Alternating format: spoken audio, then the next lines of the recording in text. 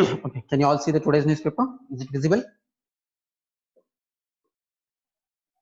Hello. Yes, sir, visible.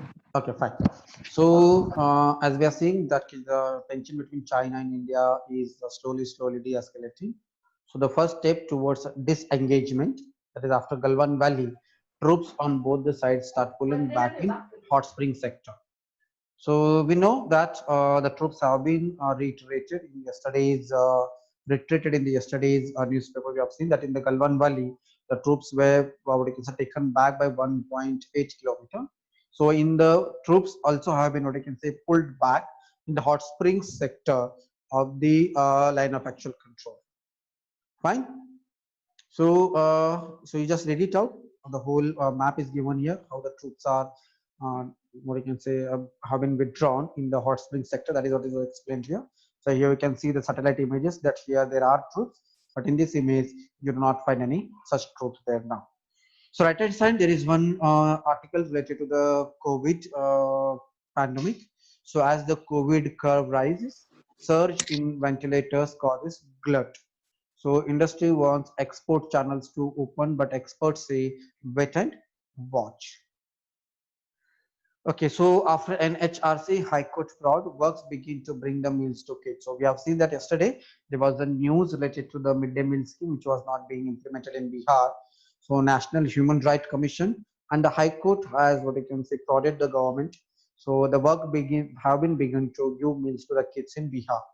So here there is one institution that is called as NHRC, that is National Human Rights Commission. So in paper 2, there is one topic called various constitutional and non-constitutional and statutory bodies and their mandate. So one such body which works in the field of the human rights of the people of the country, and that is what is called as the National Human Rights Commission. So today you go and check it out. What is National Human Rights Commission, how the National Human Rights Commission is created, and what is the functions and role of the National Human Rights Commission, and how the National Human Rights Commission intervenes in such type of situation in the country where the children were not getting the meals as the schools were shut down.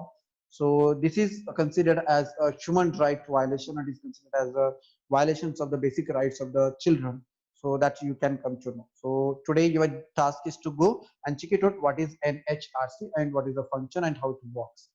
Okay. Then go to the next article that US tells foreign students with online classes to go and universities look at options. Check it. So there is no any important news on first page. Then we'll go to the next page, that is directly to the to the explain page if it is available.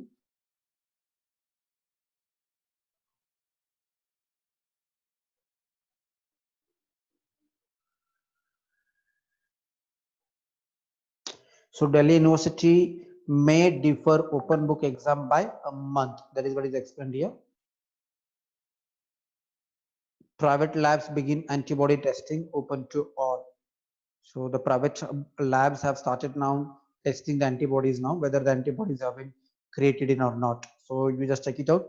So there are various types of tests. There is RT-PCR, then rapid antigen and antibody testing. So what all types of testings are done during the COVID-19, that you will come to know by reading this article.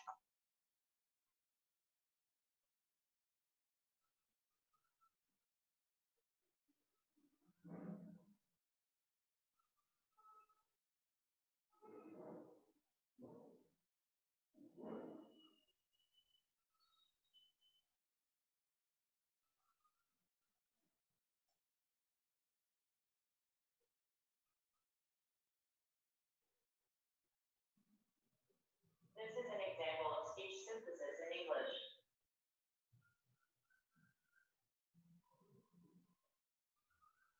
Okay, there is an article here. Amid LAC standoff, that is line of actual control standoff, India, US discuss threats to world order and agreed to consult. So White House, that is the or that is the office of the US president. White House official says US military will stand strong in India-China conflict or elsewhere. So US is giving an assurance that if there is a war between India and China, the US military will stand strong in any India-China conflict or elsewhere. That is what is explained here. So here you can read this article to understand what is the role or what is the influence of the US in the India-China standoff. So just read it out. It's a very important article. You can cut also this article and put it in India, China, or India-US relations.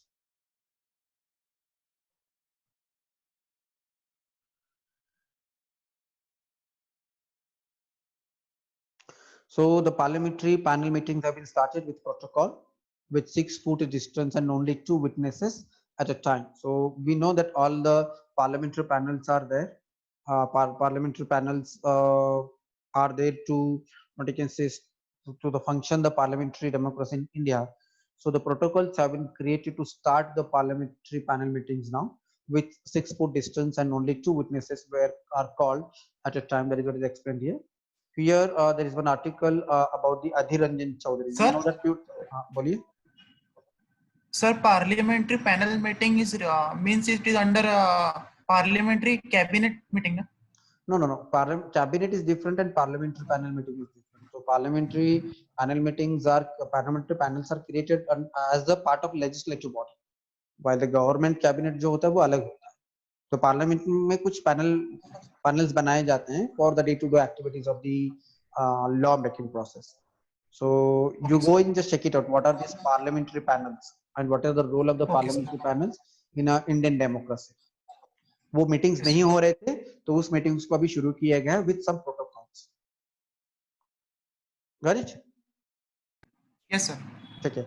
Now left hand side there is one article related to the PAC, that is Public Account Committee Chief Adhir. So Adhir Ranjan Chaudhary. Do you remember like few days back he has written 2 articles related to the parliamentary, what you can say, the proceedings. Like he has called for like the government should call for parliamentary session and the opposition should be given a chance to ask question to the government. That is what he has written an article about it. So he is also the chief of the Public Account Committee, right? So if anyone don't know what is Public Account Committee क्या होती है, तो अगर आपको पता नहीं है तो you can go and check it out today. So Public Account Committee is a very important committee of the Parliament. Parliament have various standing committees. One such standing committee is Public Account Committee. So will pursue the MPs to take up COVID and unemployment issues. That is what is said by PAC Chief Adhir Ranjan Chaudhary. So Adhir Ranjan Chaudhary is the chairman of the Public Account Committee. So what is this Public Account Committee? How the Public Account Committee is formed? What is the function of the Public Account Committee? And what is its role in the parliamentary democracy of India? That you have to go and check it out. Fine. It is available in the Lakshmikant, or you can get it in the Google also. You can simply search it out. What are Public Account Committees, right? So there are various committees in the Parliament. So one such committee is called as Public Account Committee. Fine. Check it. Going to the next page.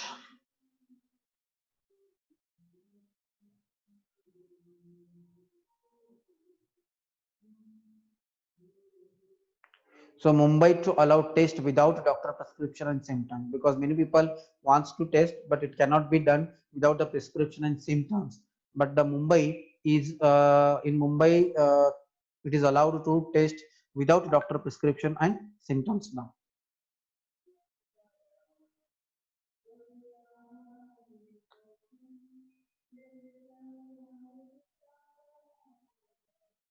Check. So going to the next important page.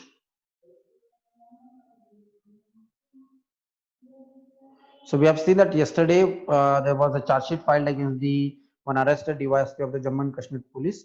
So Pulwama case, we know that there were attacks in the Pulwama over the CRPF personnel. So NIA arrests sawmill owner for sheltering militants. So that is what is mentioned here.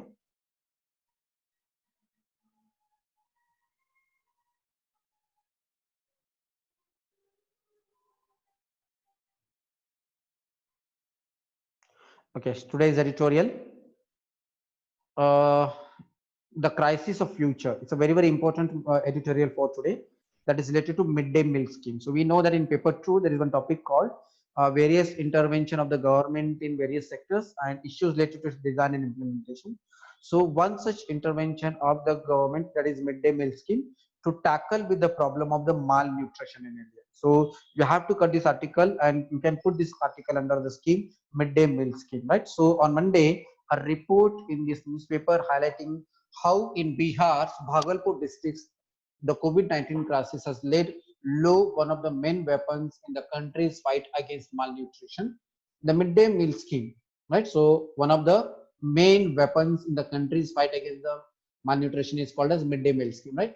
So do you remember that recently we have seen there was a report submitted by the Abhijit Banerjee, who has got a Nobel Prize for Economics. He informed that when the children have been given meal, there is more what you can say attendance in the school. There is one more scheme called Sarva Shiksha Abhiyan. Anyone knows what is the Sarva Shiksha Abhiyan and what is the difference between Sarva Shiksha Abhiyan and midday meal scheme? Anyone knows what is Sarva Shiksha Abhiyan? Have you ever heard about this term, Sarva Shiksha Abhiyan? Yes, Debashish.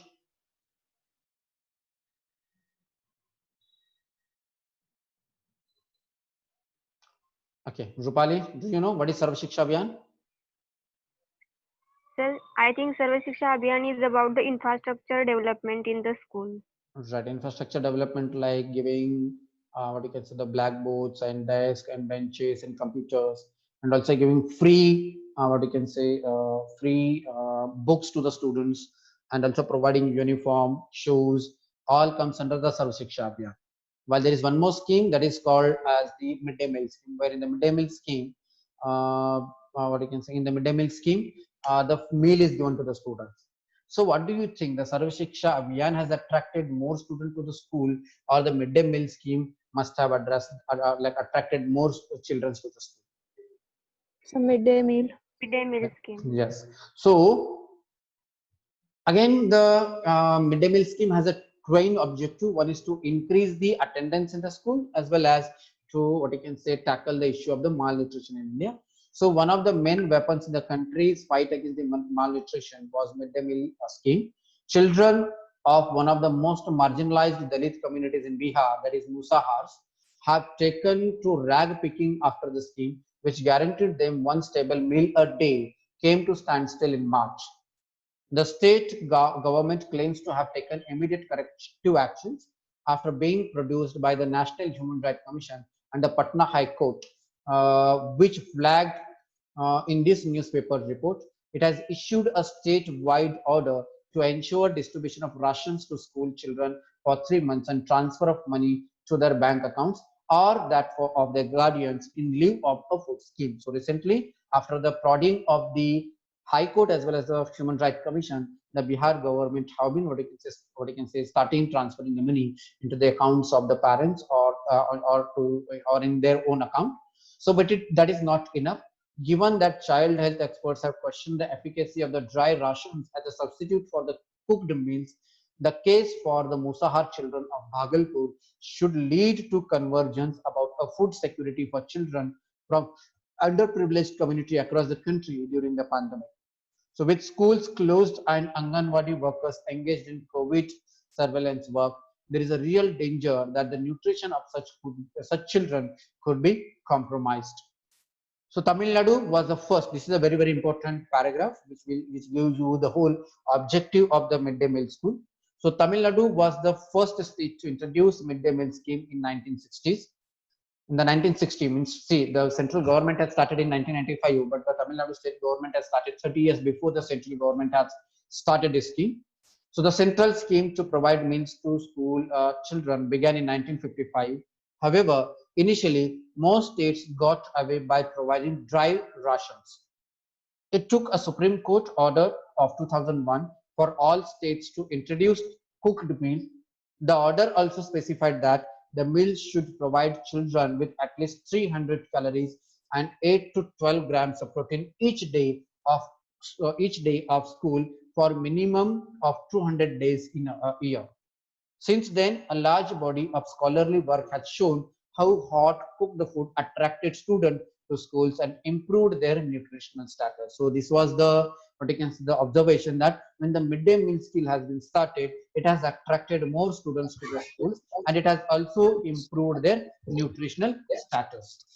So recognizing the centrality of the midday meal scheme, the food security of the children, the Supreme Court alerted state governments at an early stage of pandemic. Who have joined, can you please mute yourself? Daya, can you please mute yourself? Yeah, thanks there. So here you can see that the Supreme Court has taken a cognizance of this issue of the malnutrition in India. So taking suo motu cognizance of the matter on March 18, the court asked state to ensure that schemes for nutritional food for children are not adversely affected. So most states, including Bihar, responded by substituting midday meal with dry rations, but such rations may not be sufficient. We need to give them a cooked food to those children. So the pandemic has led to widespread economic distress. In such times, the need to strengthen the food security program cannot be overstated, especially in Bihar, among the worst performance on child nutrition.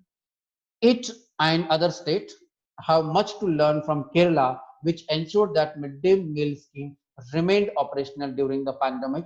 And state should also heed the Supreme Court's warning that while dealing with the one crisis, the situation may not lead to creation of another crisis. This is a very, very important article, cut down in article, and you can put this in paper 2 topic food security. Okay, so what is food security? You need to get what you can see, you can keep it there.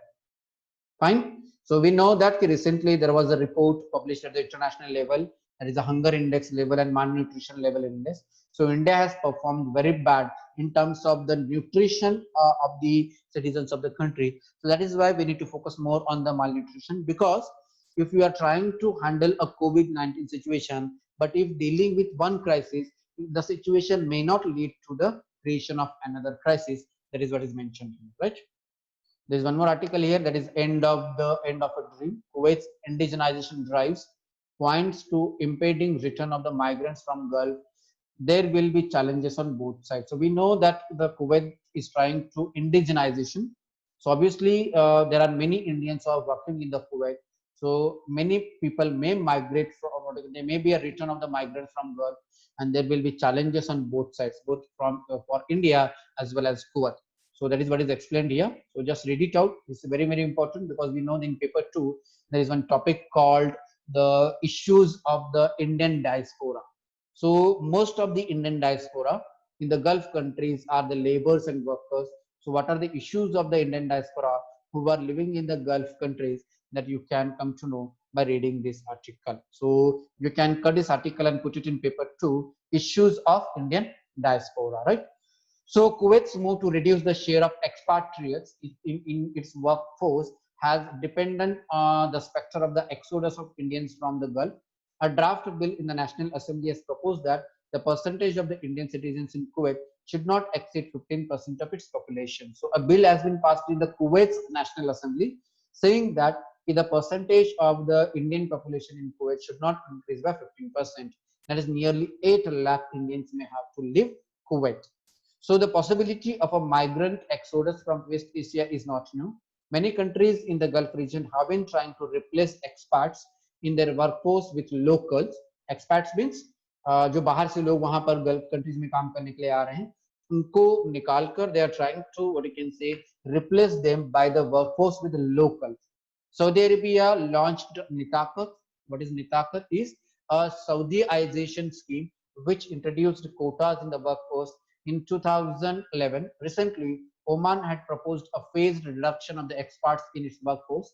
Expats workers flocked to Gulf countries to build and run those economies following a oil boom in the 1960s and 1970s. So they were welcomed mainly because of the local population lacked the necessary skills or the will to meet the needs of the new economy. So which I have already discussed with you, that why the majority of the Gulf countries have the laborers from other countries, because the local population of those countries, they lack the necessary skills and the will to meet the needs of the new economy.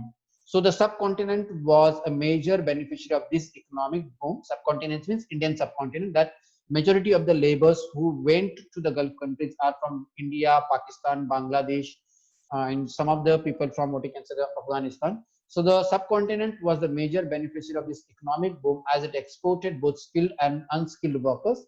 Kerala, for instance, built on its historic relations with the region to plug into the Gulf economy. Remittances from the Gulf boosted the Kerala economy, even funding its welfare net while also helping to check unemployment in the state.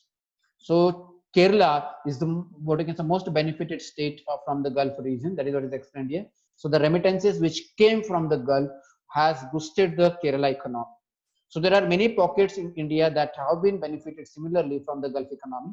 Even before the pandemic, two main factors seem to be driving change in the symbiotic relationship that has lasted nearly 5 decades and benefited both regions.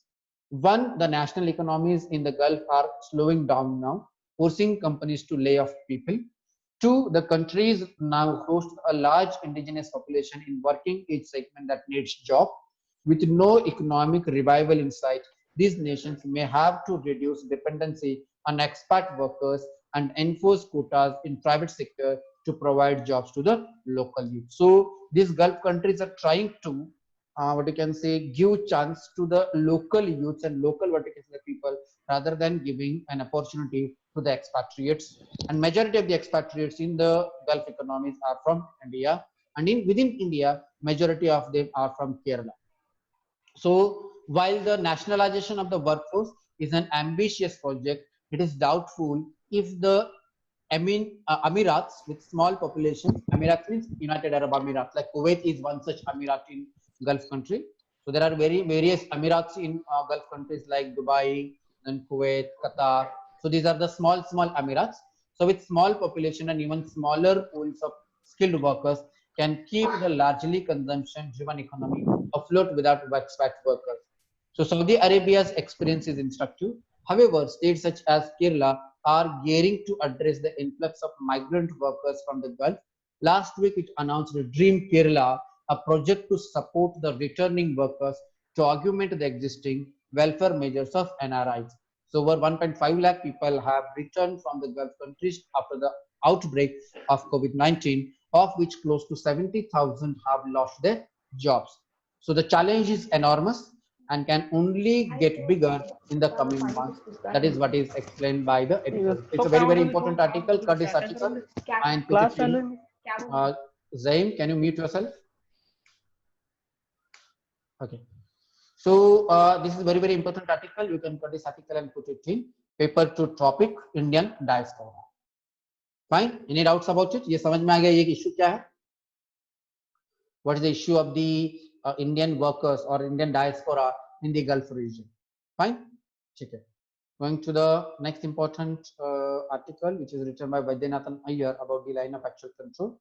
So over 10 years, India's import basket from China hasn't changed. There is need to think beyond trade barriers. So that is what is explained here. So trade barriers we have already discussed in the WTO. So you can read this article and to understand what is the relations between India and China, the trade relations between India and China. Okay. Now going to the next page.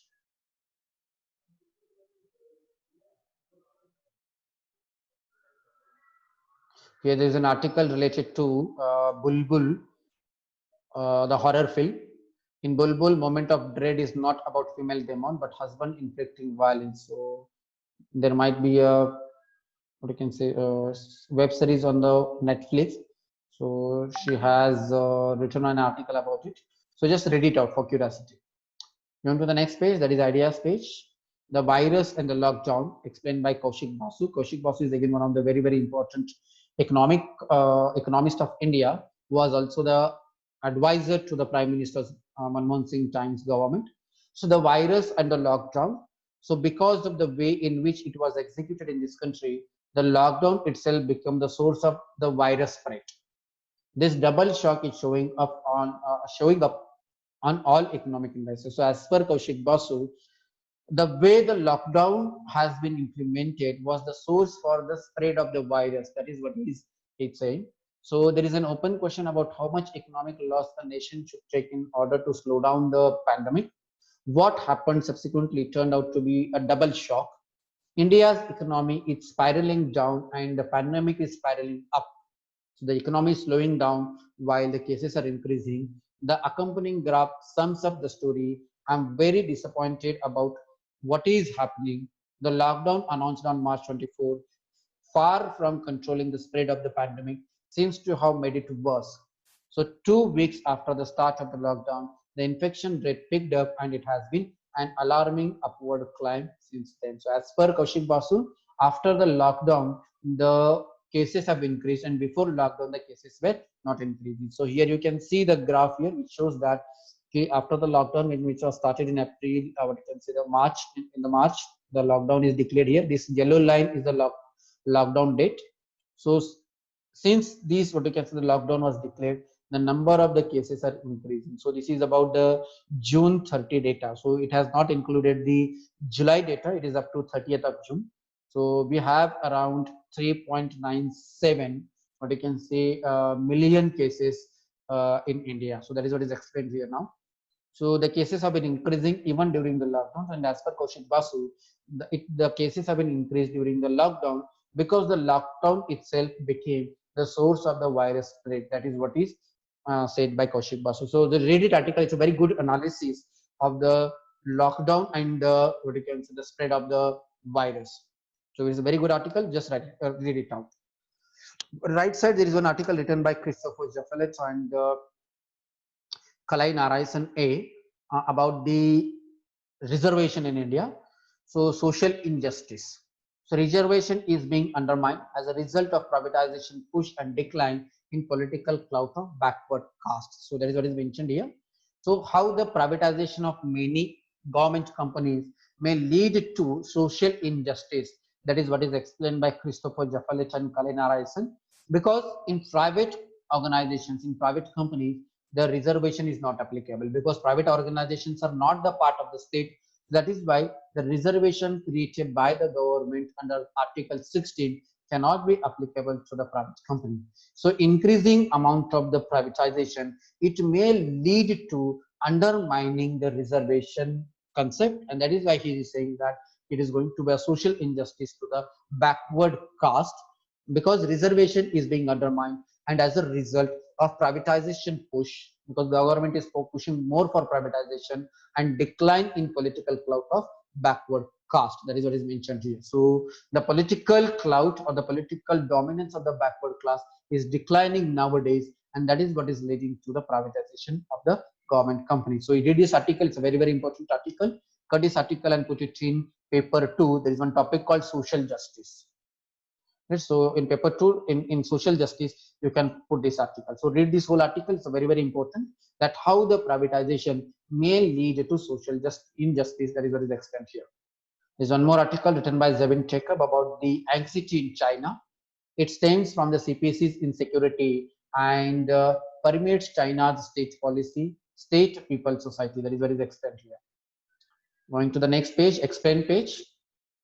Doubts over herd immunity, because we have used about this term called herd immunity. So many Indians are having the herd immunity. That is what is mentioned there. So there are some doubts about this herd immunity. So go and check it out. What is the meaning of this herd immunity? I have also discussed this thing a few days back. What is this herd immunity? Because this term came in the newspaper even like during the lockdown period. So an antibody study in the Lancet has estimated seroprevalence of the Spanish population and concluded herd immunity against the COVID is difficult. A commentary has called it unachievable, unpacking the findings.